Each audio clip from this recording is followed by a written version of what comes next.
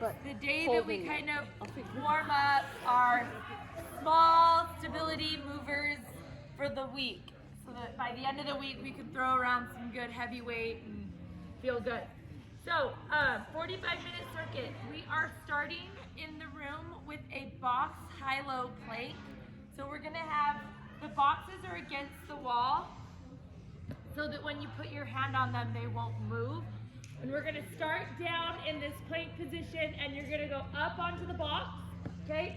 And it shouldn't move, but we wanna be in kind of this extended position. So we're not gonna be right over our shoulders today.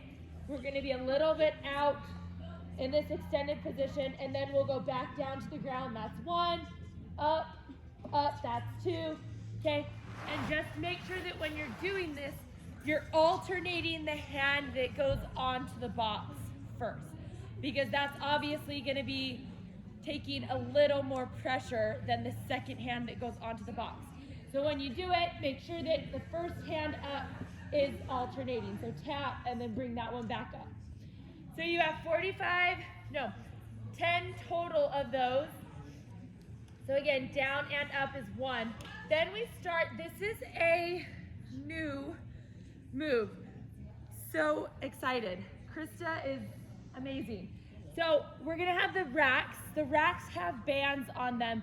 I might switch them to the pull-up bands, but you're gonna have lying supine, pulling that core in. You're gonna pull that band to right here so that it's just straight above your shoulder joint. So your arm is just going straight up. You're gonna have a good amount of tension. You're gonna hold that band in this position as you press with the other side, okay? So here, you've gotta really stabilize with your core and your hips to not let the pressure of that band pull you as you press. You wanna make sure that everything stays neutral, that lower back stays in contact with the floor the whole time you're pressing. So you have 10, so you have 10 on each side. So you're gonna press all on one side, flip around, pull that band back to neutral on the other side, and then press with the other arm, okay? Making sure you're keeping track of those hips on the other side the same way. And then we have a dumbbell snatch with a press. So you can take a dumbbell, okay, I think, did you do those inside? These are inside yeah. too? Okay. Yep. So this is in the room as well. You're doing a snatch, which is taking that dumbbell all the way from the ground to overhead in one move. So I like to grab it with my thumb facing me. And so as you're going up, you're keeping it close to your body and it's going straight overhead, and then you add a press, okay? And then it comes back down and you're gonna alternate thumb towards me, snatch it all the way up, and then add a press, okay? So you have, it's alternating, so, or it's 6 to 8 on each side. Not alternating, sorry. Then we come out here.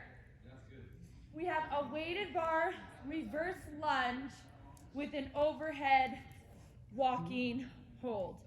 So grab a weighted bar, or we have barbells out here, whatever you feel is best, okay? We're gonna do, in the back rack position, you're gonna do 10 reverse lunges to balance on the same leg. So you're gonna go here, up, all the way to balance. You're gonna do that same leg back, same leg up. When you get to 10, you're going to take this and you're gonna hold it overhead and walk all the way to white. Okay, when you get to the white, drop that bar down.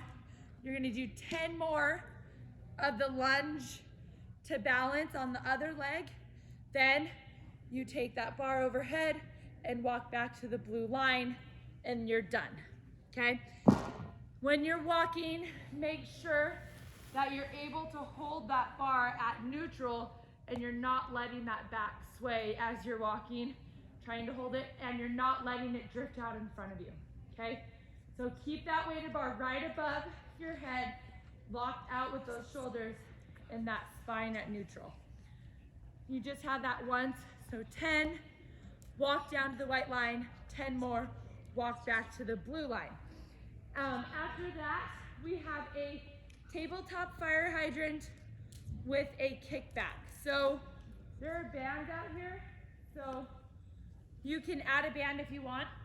We're gonna be in this tabletop position. Your knees are on the ground, and you're going to go out and then straight back, so that when you go back, this foot is at parallel to the ground, okay?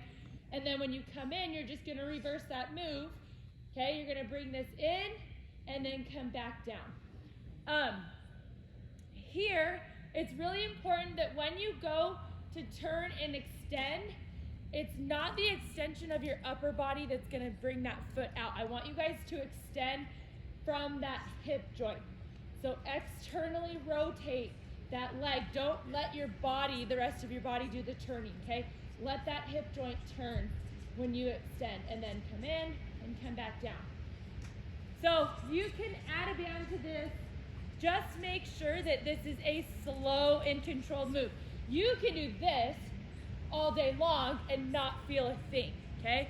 But if you're inhaling, bringing your core in, going out, holding it nice and tight, and extending out nice and slow, bringing it in nice and slow, you're going to get the activation in that glute medius that we're looking for. So you've got to slow this move down, breathe, make sure that core is pulled in the whole time, make sure that your shoulders are nice and square to the ground as you're moving through those hip sockets, okay? Again, you can add a band if you want.